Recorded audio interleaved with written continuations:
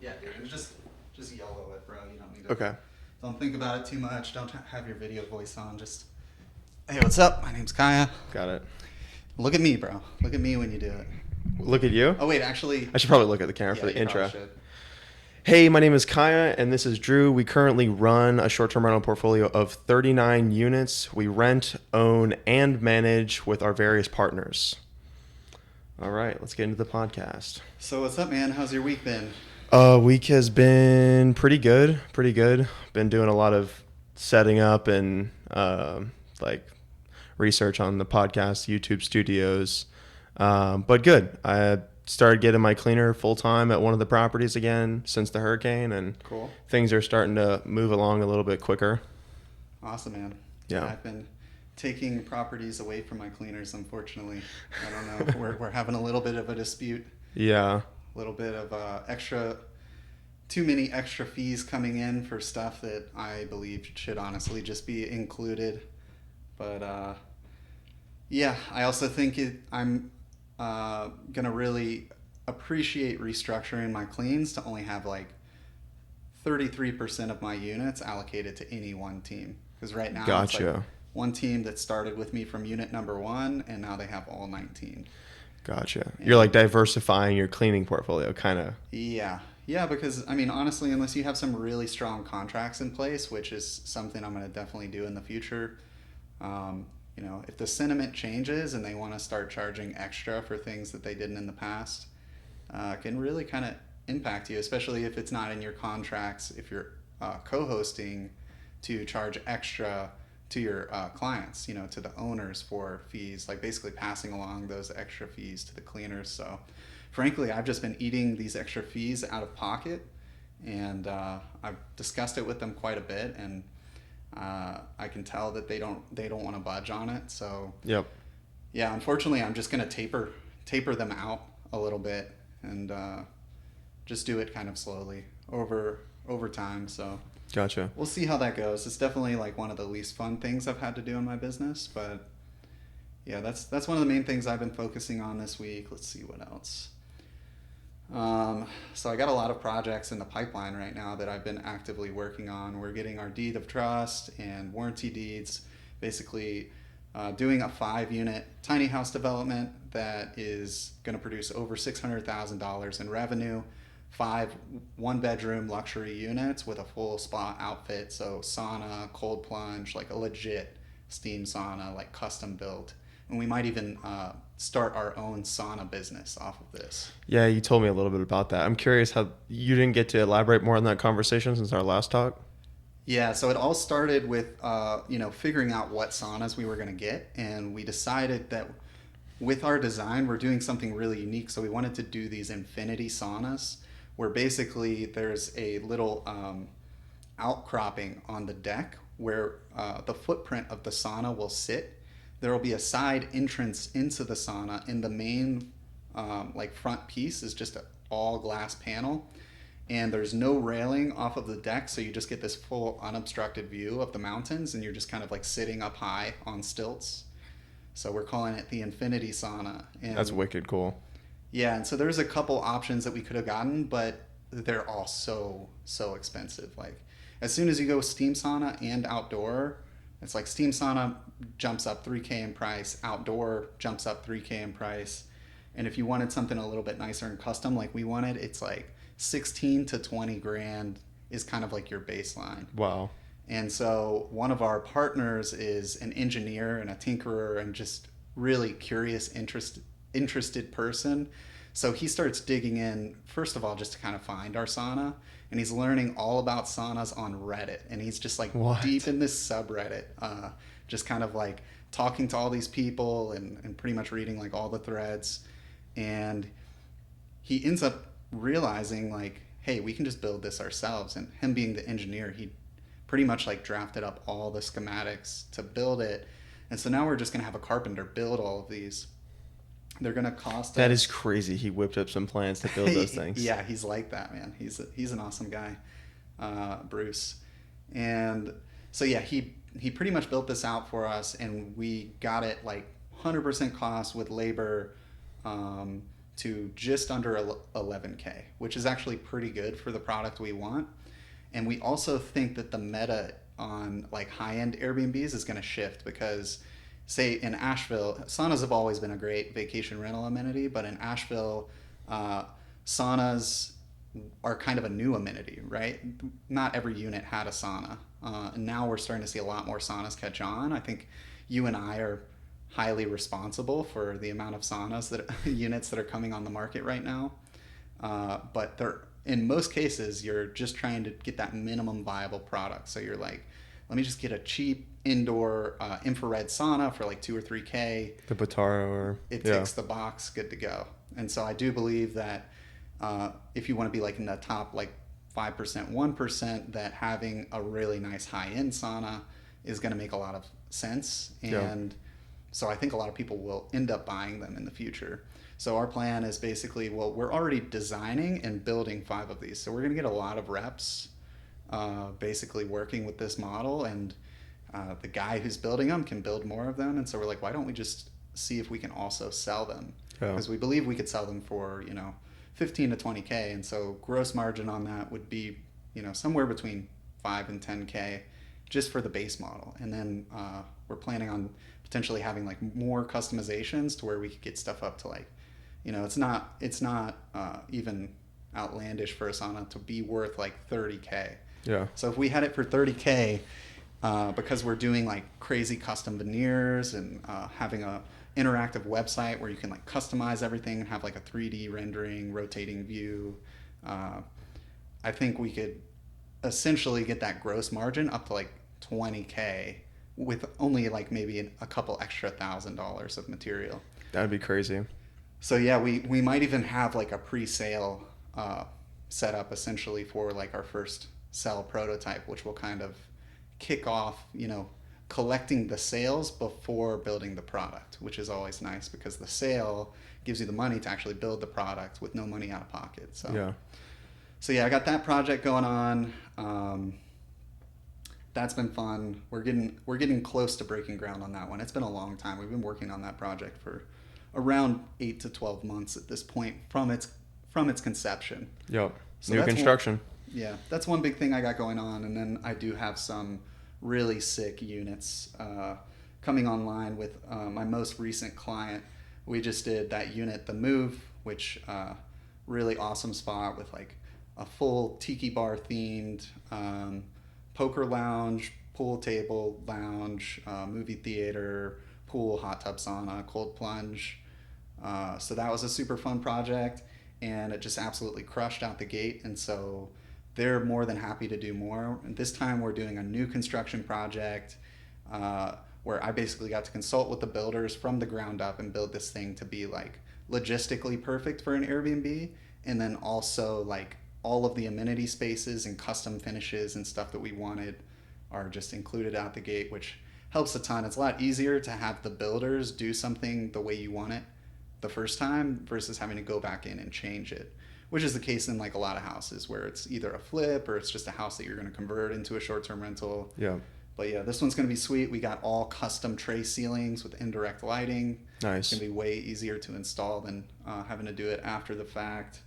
The whole thing is got all this custom amenities like pool tables custom imported, ping pong tables custom imported, poker tables custom imported, a lot of chairs and stuff. We're experimenting with different sources where we're going direct to the manufacturer versus getting it through vendors like Wayfair, Amazon, Temu, and we're able to get a lot of products for like a fraction of the price of what they would be over here. So like for example, the pool table would be 17 grand if I bought it in the United States, and it's from the same manufacturer, but because I went direct to the manufacturer, I got it for like 3 grand. So that's pretty nutty. wild. Yeah, it's crazy how cheap they can actually produce those products. Yeah, but yeah, this is probably our most exciting project yet. We just got word from them because they're pretty much, and I would say for clients, it's great to get flippers. Like if you want to start a co-hosting business, scale a co-hosting business, if you can get flippers or developers to be your clients, they're going to provide you, and you can make them a lot of money. They're going to provide you a lot of deals and a lot of good deals, high quality deals. So big tip there. So we're working with these guys. They've pretty much developed 3 houses in a row next to one another. They were going to sell one, and we were working on this other one as an Airbnb, the biggest one. Now they've decided they're not going to sell this one. The market just isn't right now. So we're going to make them both an Airbnb. They're living in the tiny house in between. It's like 2 bedroom, not super tiny house. And eventually they're going to make that into an Airbnb. Okay. And so what we're going to be able to do is basically create this assemblage of listings where the main listing will be all 3 units together, and it'll be able to sleep like 34 to 36 people. Every single unit is going to have different amenity rooms, so there's not a ton of overlap. We will have like 2 hot tubs, but the purpose is that we're going to be able to put almost every amenity you could imagine into this place, and it sleeps more than, there's only like 1 or 2 other units out here that can sleep that many people. So this is going to attract, bigger wedding parties, bigger family reunions, and those types of bookings are really what can take you from kind of like that 200K range of like a competitive Airbnb that sleeps like say 16 to 20. If you can get it above 30, you're now in that like 300 to 400K a year range. So super excited about that. And because they're separate houses, if we ever miss those kind of far out lead times where we're getting the really big bookings like 6 months to a year in advance, and say there's leftover dates, after say like 60 days, those units will split up into individual listings as well. So they'll be able to be booked independently to just basically scoop up all the last remaining revenue and be super efficient. So yeah, let's see. Yeah, besides, the deal we're working on with our student, Ala, we just got her into our first house hack. That's been fully booked since day one, so that's going good so far. And I got a call with one of her first potential clients. We're pretty much just walking her through the process of getting a deal, a co-hosting deal. And so we might actually close her very first client, which will make her around probably like 600 to 800 of additional cash flow per Nice. month. That's awesome. Yeah, next week. So we got a call scheduled for Thursday. Okay, so they did reach back out to schedule a call. Yeah. We followed Nice. up. Yeah, we followed up, and I got Ala doing a lot more of it now, and just pretty much we have like little tactics meetings where we strategize. I basically say this is kind of like the order of events, and then we kind of discuss what we should say, and then we'll have just that little meeting, and then she'll go out and like make the call, make the follow up, schedule the meeting, and then when we're in the meetings for right now, I'm in there with her, and so any questions that the clients have, I pretty much answer it. We're pretty much able to like leverage my experience and our portfolio to give her credibility as well. So that's been super helpful. That's awesome. Yeah, so that's pretty much what I got going on right now. So it's a lot, and it's a lot of prep work and a lot of being patient and waiting for, like say on the development side, waiting for attorneys, waiting for the county, the Register of Deeds to get us our documents back, get approvals. Yeah. And then on the design side, these design builds are monsters. So it's a lot of computer work, a lot of just getting each room planned out, rendered in, and perfected before we start making all the big orders. How much time do you think you're spending a week on the new construction projects you've got going on? Not that much, honestly. It's a lot of phone calls, but maybe like 4 hours a week. Okay. It'll probably become a little more involved over the next couple weeks, and then it's going to drop off quite a bit, I think. Gotcha. Well, like once they start breaking ground, pretty much. Yeah. Because Yeah, I'm hoping once they actually break ground, that means that all of our permits are approved, Yep. all of the documentation, meetings with lawyers, all that stuff will be good. I imagine there will be a good bit of like accounting stuff. Yeah. We still like our business structure is a little bit unique for this one. We kind of had to thread the needle to get the deal done. So I think our accounting, we'll definitely be having some conversations with the accountants to make sure that we're doing everything right. Okay. But yeah, hopefully it just kind of drops off and the builders are doing what they're planning on doing and nothing goes wrong, and yeah, could get quiet for about 6 months or so while they're building, I hope. Gotcha. Well, that's awesome. So you put in a little bit of the work, get the design done, and then once they start breaking ground, there's probably a little bit of work to do here and there, but really you're starting to be hands-on once they've got like everything roughed in, drywall, floors down. That's when packages start arriving and Yeah. like the actual process starts. Yeah. Yeah. I think hopefully, we will probably be going out to inspect the property every now and again just to see for ourselves the progress updates, make sure things are being done right. But we're working with a reputable builder. Uh, but yeah, it was probably going to be like kind of 75% of the way through where I'm really starting to watch more closely and looking for things to get finished up so I can kind of start timing deliveries. And um, yeah, I would like to get everything delivered to the place, but I'm not even sure about the logistics on that. Because sometimes, like, this does have a longer gravel driveway. Okay. And so, yeah, I'm not sure if we will end up getting all the packages delivered there or to a nearby storage unit, and then just burying them in ourselves. But we'll see. Gotcha. Yeah, Awesome. Sounds like you've got a ton of really exciting things on your plate. yeah, yeah. It's definitely exciting. I'm definitely excited to get them done, and yeah, it's just an exercise in patience right now because it's like nothing's really happening right now. It's a little bit of like waiting on stuff. Yeah. No, absolutely. So what's going on with you, man? So I guess if we're talking project wise, I've got the new construction that's currently coming up behind one of the vacation rentals that I already have. The homeowner that I have a lease with decided to build a property basically in the back because he had an adjacent lot. That has been going on for probably 4 to 6 months now.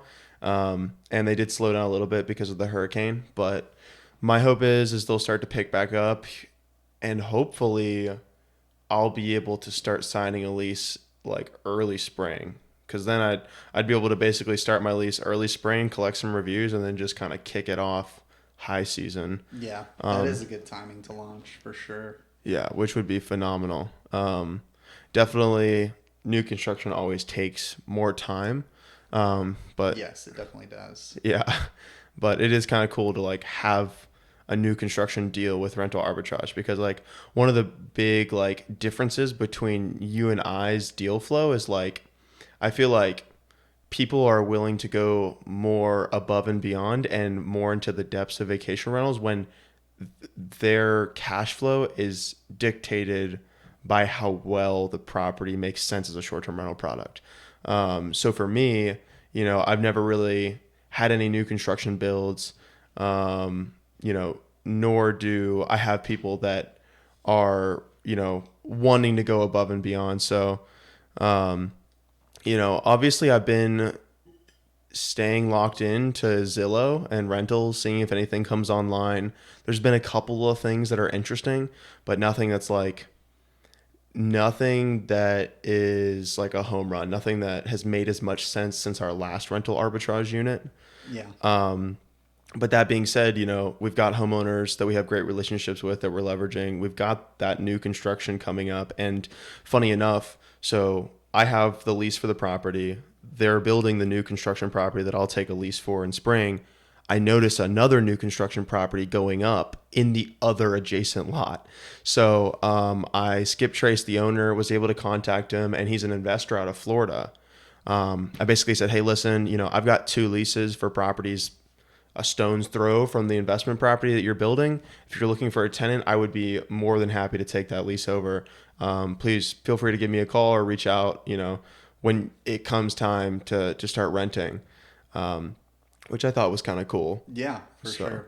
And that is the same. Was that how you found this arbitrage landlord, or is this somebody new that's just close by?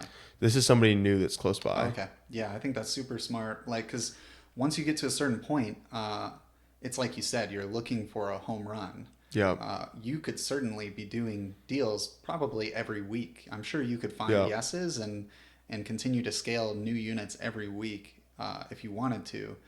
But the problem is that you can only do so many units at once, Yeah. and unless you want to scale really big into kind of a small market with single family, you can only do like maybe one or two deals at the same time, and Yeah. why would you want to be tied up doing a deal that's only going to produce 50 or 60,000 when you could find something that could produce Yeah. 100,000 plus? Absolutely. And it's also like rental arbitrage too takes more money. I mean, obviously with your rental, like the development you're doing, you're having to put capital calls to have equity. But like rental arbitrage takes money to get the units up. So it's like, if you're, putting 20 grand into a property and you're doing 60 in rev, then you're making your money back over, however long, 8 to 16 months. But if Yeah. you're doing 100, 120, 140, some instances 180, like the new house that we got out in Swannanoa, then we're making our money back in 3 to 4 months. Yeah, and that's like where the true power of arbitrage comes in my opinion. Yep. It's like arbitrage deals are great when they take 12 to 16, as long as it's like a long lease or a stable relationship with the landlord. Yeah. But if you can get it down below 12 months or below 6 months, that's where those things can rip, because you can just do those way more often now. Yeah. The quicker you get your cash out, the more quickly you can go get another unit. Yeah. For But sure. I also love the idea of like, I'm going to look for landlords who have good deals, good houses near my other units. Yep. Because in terms of economies of scale, like I might take a unit that does less revenue just because it's right next to my other units. Yeah. So, like for example, in scaling arbitrage with large multifamily, it's like there really is no wrong number of units to take. You ideally you want to take as many as you can. Yep. So it's completely different than the concept I just mentioned of like waiting for a home run. So with multifamily, you're just, if it's a good deal and they cash flow and you can get your cash out quickly, you basically just want to take as many as you Want can. as many as because you they're possibly can. all is right next to one another. The economies of scale that you get by being able to just have, your cleaners always going to the same place. Your cleaners being able to clean multiple units right there allows you to save a lot on the cleaning fees. Yep. You can save a lot on supplies by in deliveries. Yep. Save a lot on maintenance. Oftentimes with the multifamilies, the maintenance guy for the apartment building is responsible for Does the maintenance. So you pretty much don't have maintenance, which is just as big of a time saver as it is a money saver. Yeah. So yeah, I think that's good. It's like look for those home run opportunities or look for economies of scale. Like I won't even take a really nice unit if it's like over an hour out, unless I plan on choosing that area. Say this area is good enough that I want to focus on it, and I'm going to focus on it until I get it to say $1 million in revenue in that area. Yeah. Because that way I can build my teams out. I can get my economies of scale. Yeah. And make it all make sense. Yeah, it's just gonna be a pain in the ass. Even if it's like a home run, like having one super property an hour, 2 hours away doesn't make sense. I'd rather have, 30 to 40, pretty well run vacation rentals than just, two super properties out in the same location, just because economies of scale, being able to chip down on your supplies, your headache, your cleaning, your maintenance. It'll be a lot easier to hire in-house. It'll be a lot easier to hire in-house because you have enough work for somebody to work full time. Yeah. Yeah, that is a huge point. The more units you have, the easier it is to get people to work for you. Yeah, for sure.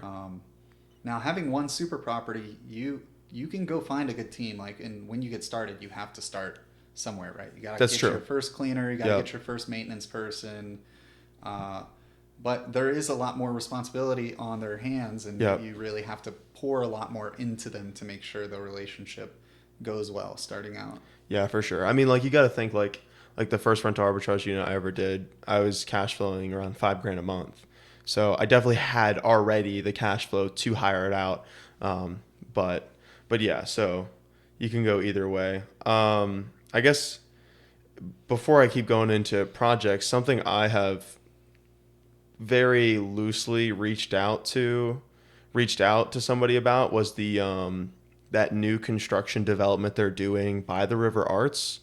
I really want to figure out how I can get in contact with the guy that's building that and see if there's Yeah, an ability to take over units there. that would be super cool.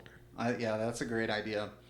So one key thing that we've covered today that I think is really important, if you're hunting for deals, if you want co-hosting deals or in particular arbitrage deals, whether it be with multifamily or single family, is look for flippers like that are investor flippers. Look for builders, because a lot of builders are investing in those properties and building them to rent them out.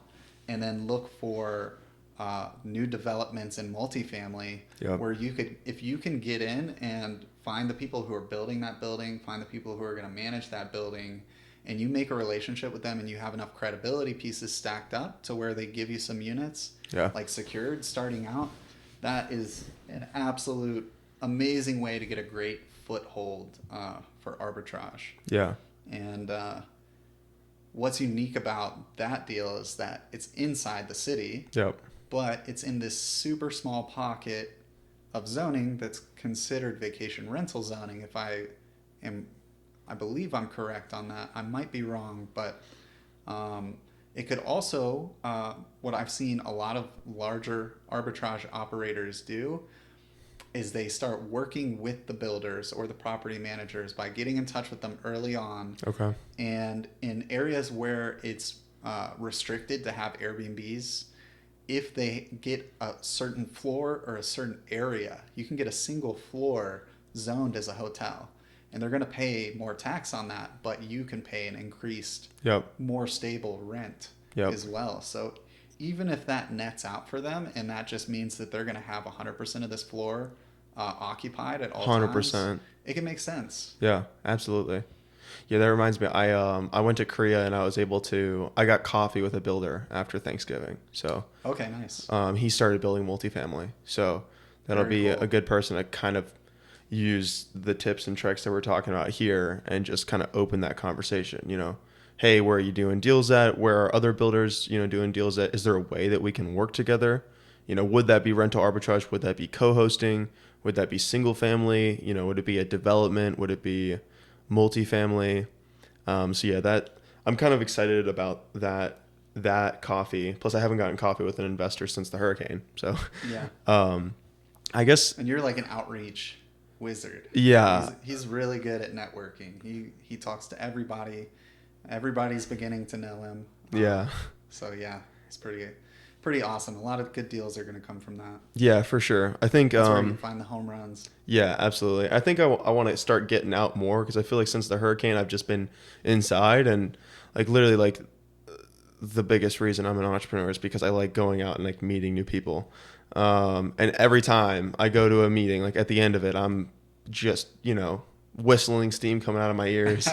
So I definitely need to start getting out more and just communicating with other intelligent people. Yeah, for sure. So I couldn't recommend this enough. Like going to your local meetups it's the best way to get Yep. started, right? It is. Like I'm trying to think, when I got started and I just had my house hack and I figured that I needed to scale this business out. I was like, how do I do this? And man, one of the quickest ways was just going and meeting some people and just Yep. being really wanting to do stuff and being able to demonstrate that through my words and actions. And deals just started kind of appearing, manifesting themselves. And Yeah. so that's a great way for anybody starting out to just get their initial deals in. For sure. And I mean, a lot of people, like I've heard a lot of controversy around should you get a partner? Should you do it yourself? It's really, I think personally, it depends on the type of person you are. I feel pretty confident in reading somebody. So like if I feel like somebody is not a good fit for me, then I'm pretty good at identifying that. And I also I'm not the type of person that can work alone. So, there are skills that I have and there's skills that I don't have. So that's why, I enjoy working with people not only because of that, but just because of like the camaraderie aspect of just, yeah, let's get this done together. Oh, okay. You think that's a good idea? That's great. I think that's a good idea too. Maybe tweak it a little bit and go from there. Yeah. I mean, it really is wild, guys, like what can happen in these meetups. Like, you know, people are out there investing, working hard. They have a lot of experience, and they have a lot of great character traits. And, you know, in rental arbitrage and co-hosting, if you're trying to get started in that business, none of those things are super risky for you to, you know, get in a relationship with somebody with, because if you think about it, it's a landlord-tenant relationship. So you're renting something from someone. You're not buying a property with them. You're just renting the place out, you know, and you have this lease agreement that's going to protect you and the landlord. So pretty safe overall if you want to partner with somebody for an arbitrage deal that you meet. And then same goes for co-hosting. You know, if you find somebody with an investment property or Airbnb, or they want to do something like that and they want you to manage it, you know, you're going to have a contract that protects both parties. And you know, it's basically just a business relationship. And that's exactly how things progressed for me, is kind of like dipping my toes in the water, working with other investors, other people, and then deciding to invest equity on this new development with existing clients. So Yeah. had these clients for over a year. We had, you know, done about 3 or 4 properties together. And then we were like, hey, we want to do this really big one, because one of our properties did super well and it was kind of like a prototype. And so we're like, let's do 5 of those and let's do them way better. Yeah. And then we're like, okay, this is going to be a lot of money. It's like 1.6 million, 1.7 million. Yeah. So we're like, okay, well, let's put our money together. And then we created separate roles, and that's been going great so far. So Nice. yeah. And then at my first time I ever went to a meetup, I was talking about arbitrage, trying to tell, like, people didn't even really know what it was, honestly. Yeah. And so I was telling people about it, and I was just like, man, I'm so fired up, and I just want to get started. I was talking to a more experienced investor in this area, and he was like, well, yeah, man, I think you should just do it. Well, what do you need? Do you need like 10K or something? And I'm just like, dude, I just met this guy, and he's going to give me 10K. He's like, yeah, if you want 10K, we just do like a little promissory note. You can pay me back over, you know, six months. That's like, wicked cool. Yeah. And I was like, no. I can do it all with credit cards, because, I mean, we'll teach you in our courses like how to do all of this, 100% zero interest credit cards. Yeah. And that's what I did. I just did the credit cards, but it just blew me away, like how accessible money is. And like kind of like how cool some people are. Yeah. This guy is a G. Like, he's Yeah. just like, what do you need? 10K? And, you know, just kind of I want to help you get started. Willing to invest in somebody he doesn't really know and doesn't really have a ton to gain from lending out, you know, 10K. No, he has like almost nothing to gain. I mean, if he's an investor, he knows how to go get a higher return on that 10K than, you know, lending it to somebody. Yeah. That is starting his business. Yeah, I would say for a loan that small, even if you're collecting interest on it, 10K is more of a favor than it is like a 100%. But yeah, just basically investing in people, you know. Yeah. And what you'll realize is that smart people like that, who've been around, they know that it's the young people who are fired up and learning new things and learning faster that could be the biggest investment. So if they can help those people, then those people will remember them. And in the future, they could potentially partner on something bigger and better, which is totally what we want to do here at KeyCollection, is basically invest into other people so that we can get them up to a level where we can partner on some really big stuff together. Yeah. Grow our circle. I mean, you know, it's sometimes even with like a partner, it can be like an echo chamber. So being able to have a community of people that are all crushing it, you know, eventually there are going to be people that come into our community and they learn things that we haven't learned either. And they'll be able to kind of teach us. And I think that's something that really excites me, is just seeing people just really take it, run with it. And I mean, there's always a different angle in real estate, vacation rentals. Like, there's going to be something that somebody finds. Different things working well in different areas, and just figuring out how to crush the niche in each area. And then having this network of people saying, yo, this is working. And then having a bunch of people that can go in on that and go big with it. You know, it's like, okay, tiny houses, luxury tiny houses are working. In Asheville, is it saturated? Got a whole group of people. We go check. No. There's room for 10 more. Let's go do 10 of them. Let's put the money together. Let's put the deal together. And, you know, I think that there's a way to do that all across the country. And, I can't wait till our community has, you know, 20 people with 20 units. Yeah. And there's going to be people that probably end up having more units than us. Yeah.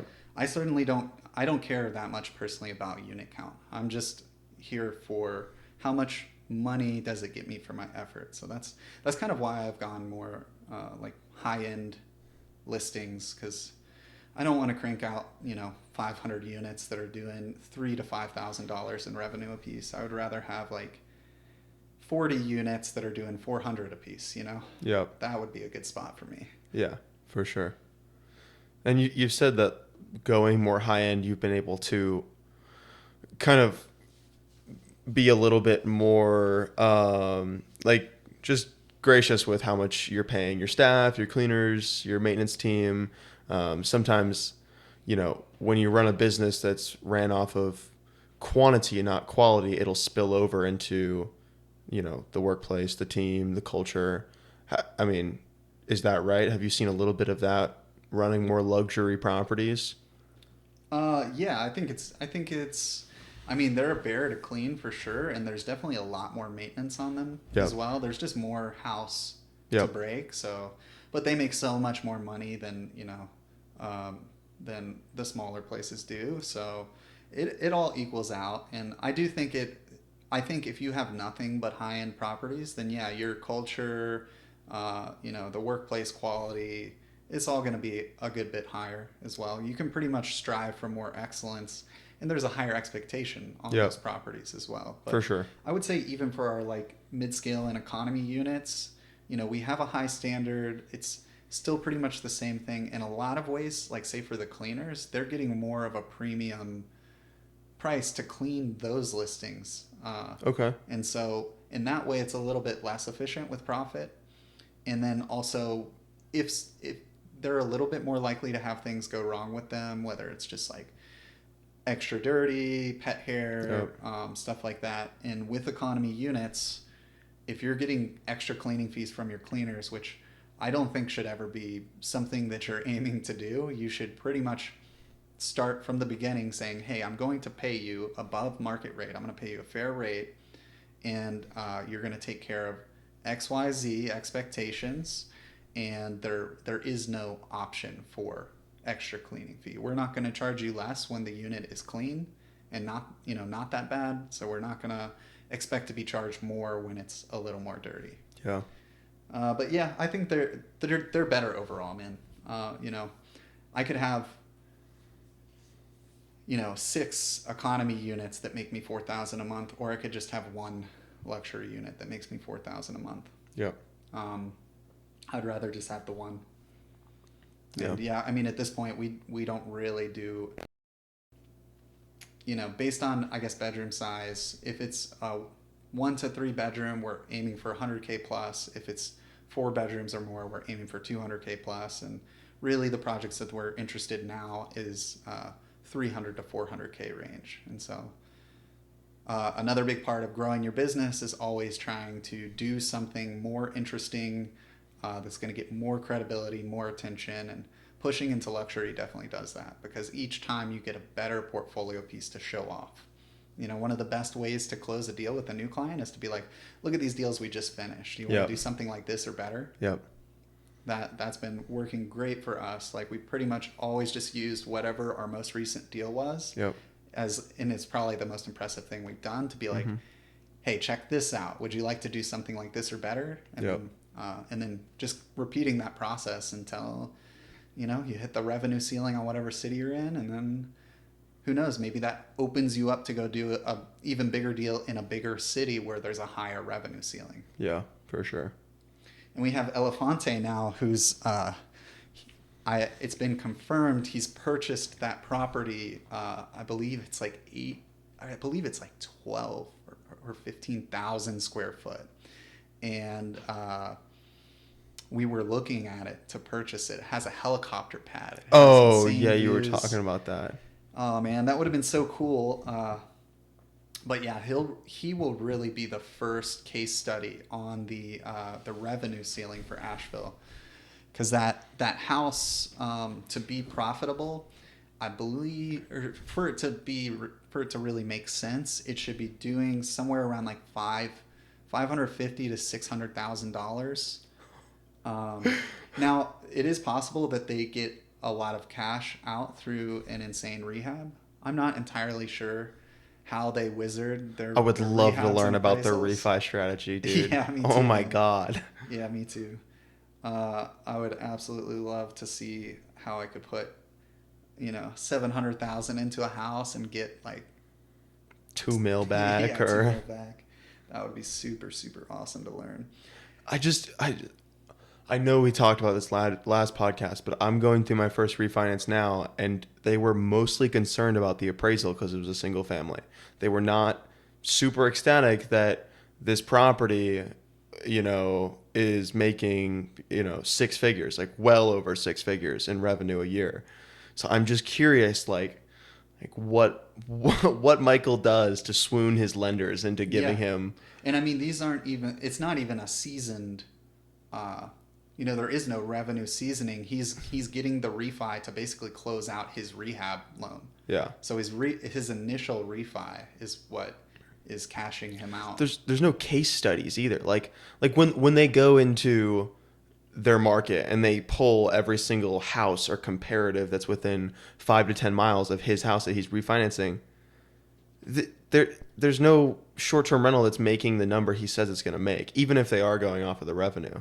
Yeah. So it's just like, There's some sort of skill element to it that he's picked up on, and I think that's, if the two most the two strongest strategies for short-term rentals right now is build it yourself, build a unique core product, or figure out how to do such an awesome rehab that you cash out of the deal.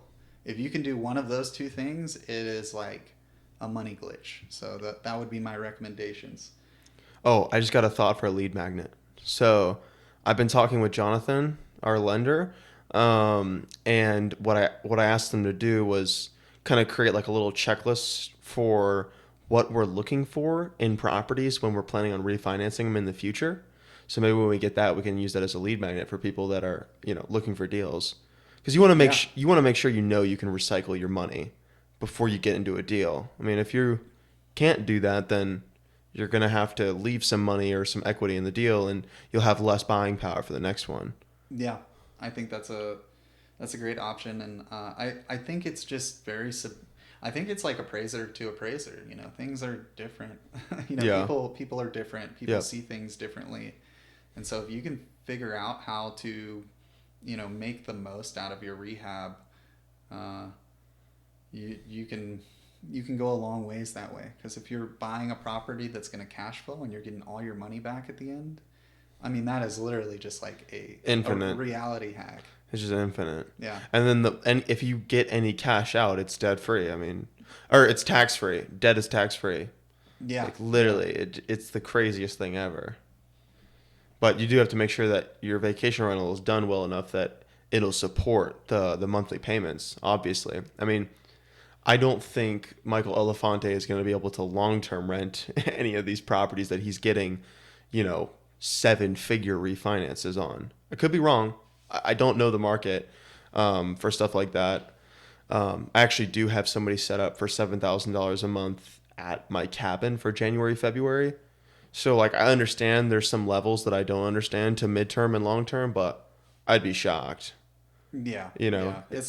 It's such a huge difference in my opinion. Like there needs to be better products Yeah. for short-term rentals, better refi products, but that's neither here nor there. And once you get into commercial stuff, you can really start getting some huge valuations. The interest rates are high and the loan to values are lower in a lot of cases. But if we start doing developments with 5+ units, kind of like this Weaverville deal, and you refi into a commercial product, then you can get evaluated for, based on your NOI, which now it's being looked at like a business, and now you can get some really awesome valuations, which is kind of the goal of like big multifamily, right? Is they're going to come in, oftentimes they're coming into a place, they're going to flip it.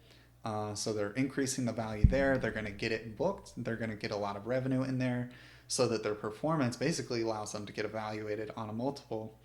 And a lot of them will just go through and do that like on a 4-year cycle. They'll come in, rehab, rent it out, get it fully occupied, season it with good numbers, and then sell it for, twice what they bought it for. Yeah. Yeah, I mean, Or just refinance it and get all their money back out and go do the next one. yeah. And if you can mix like commercial properties with vacation rentals and just jack up the NOI on a property, I have no idea what type of doors that opens. Yeah. I mean, Yeah, it just has to be commercial. That's the only problem. We just, I keep hearing that there's short-term rental loan products coming out or that are already out. I just haven't seen any amazing ones. And, that's one thing we should look at too is maybe Elefante is using some sort of product that we don't know about. Yeah. So this is what I want to see Elefante do with this new listing. I want to see him get a private helicopter concierge because it's close to the airport. So basically have a private helicopter at the airport. So when you arrive, rather than getting on a taxi or Uber, you get into the private helicopter. That is so fire. Which drops you off at the Airbnb, and then the helicopter just has a quick hop back to the airport. That is fire. Yeah, I think that would be really cool. Yeah, that'd be wicked cool. And then you just have to like have somebody drop off the rental car for them, like later in the day. Yeah. That is wicked cool. Yeah. Go on helicopter rides too. I mean, come on, that is next level. He's gonna do it too. I feel like I already know this. I think so too. He will definitely not see this episode, but he's gonna do the helicopter concierge, and he's gonna have a Cybertruck in the driveway. Those are my 2 bets. Yes, you are so right, dude. Oh my gosh. And I don't know. I have no idea what the numbers are. I looked at it a while ago, but there is a business that does helicopter rides in Asheville. Oh, okay. And they make bank. Oh, really? Oh, they make like Shlee bank, like crazy numbers. Oh, that's I forgot how much it was a ride. Oh man, I don't want to butcher it. But yeah, if he could also just offer that as a service. Yeah. Airbnb is going to have helicopters, one of those things you tick off for the amenities. Yeah. Businesses that you start because you want something, but you can't pay for it right now. That's like, it's like kind of the sauna business too. It's like, I would like a really nice sauna, but I would almost rather create a sauna business so that I could cash flow enough that it makes sense that I can just build my own. It is so funny. I feel like vacation rentals, like the first one I ever did, I'm getting in a hot tub, I'm doing a movie theater room. I'm like, damn, I still live with mom. Like, this is crazy. Yeah. It's like I would never buy this stuff personally, but it's kind of nice to have it now. Yeah. Because it makes me money. Yeah. So it's like I would feel guilty buying a helicopter, but if it cash flows, then hey, why not? Dude, it's literally that's the intro clip right there. Yeah, that is the intro clip. Well, because you see so many people like that buy nice things that try to justify it being worth its value. In vacation rentals, it is worth its value. That hot tub is increasing your revenue. That sauna is increasing your revenue. That movie theater room that you installed is increasing its revenue. So yeah, that helicopter is increasing the fuck out of that revenue. Oh yeah, that might be. We'd have to look into how much a helicopter actually costs. But jeez, man, I love the idea of just doing a helicopter business. Yeah. Imagine doing a helicopter business and then you have multiple helicopters. You just do helicopter rides or? My whole goal is to create enough cash flow through it to where I can pay to use the helicopter to fly around Asheville. But there's probably not enough helicopter pads in Asheville, unfortunately. We should find 2 houses with helicopter pads, and and the families can book them. Oh yeah. Oh yeah. Oh shit! And think about it, a helicopter pad's not expensive. It's just concrete with literally spray paint. Yeah, just a pretty much like what would it be, a 2 or 3x size concrete pad for like a hot tub. Like a big hot tub pad. A huge hot tub pad. And then just like put the little H there. Yep. That's a good amenity, dude. That's actually a really unique idea. Why couldn't more houses have helicopter pads in Asheville? I wonder if there's any ordinances around flying. Yeah, there's probably a lot of rules around flying, but dude, it would not be that hard. The boys could crank that out in a day. So yeah, we get the helicopter pads built. Yep. And then we basically start marketing. We could start off by just marketing to the existing company, right? And by affiliating with them, we could, give them business, learn a little bit more about that business. Yeah. And now people have the option of, rather than having to like book the ride and go out, they have this personalized experience of it coming to you. I mean, think about how much more people are willing to pay for flying private. Flying private costs you easily 15-20x what it would cost you. Dude, it costs you more than 20x. It costs you so much fucking money. Yeah, it might cost you like 15-20 grand, where a Yeah. normal flight might cost you like 500. 500 to 600. Yeah. So imagine what people would be willing to book for kind of that private. They could step off their front experience, porch yeah. and literally jump in a helicopter. Yeah, I think that's a cool idea, maybe for some high-end listings. Yeah, I think I so can too. tell you though, the neighbors would not like that. No, you definitely have to have some land. Yeah. For sure. Yeah, that's what throws the wrench in there, is that the neighbors would murder you. I mean, if you're buying a 12,000 square foot house, or maybe even like a 6,000 square foot house, usually when they build that style of house, that large of a house, it usually comes with some acreage. That's not true for all circumstances, but you just have to make sure that's one of the boxes that you check off when you're buying it. Yeah. Well, man, it's Thanksgiving. Do you have any Thanksgiving plans? Yes, I do. I was going to just chill here with Kevin, but invited me. Okay, awesome. So yeah, Aiden's Sounds up good, in man. Charlotte, and then so I'm just gonna spend time with the girls, and get my ski gear, get my boots today, so I can start skiing more. Awesome. So yeah, what about you? Just my mom and Lily. So we're gonna be Nice. all hanging out at my mom's house. Yeah. Hell yeah! How was Italy? She went to Italy, right? Yeah. She It was like sick, it? dude. Yeah. Fuck yeah! Yep. She take photos? Oh yeah, she took a ton of photos. Nice, dude. What was her favorite part about Italy? Oh man, she liked it all. She didn't have Yeah. a favorite part. That's awesome. Yeah, dude, they ate so much good food. Heck yeah, dude. A Yeah, lot of pizza and noodles, pastas. Yeah. They stayed at some sick hotels and villas and Oh, that's all what that we good could go. stuff. So yeah, they had a good time. Hell yeah, dude. That's awesome. But yeah, I'm looking forward to it, and yeah, I gotta run. I got some things to do before we get out there. We're gonna have an early dinner. Cool. So I think that's the pod. That's the pod. All right. Let's go. Hell yeah.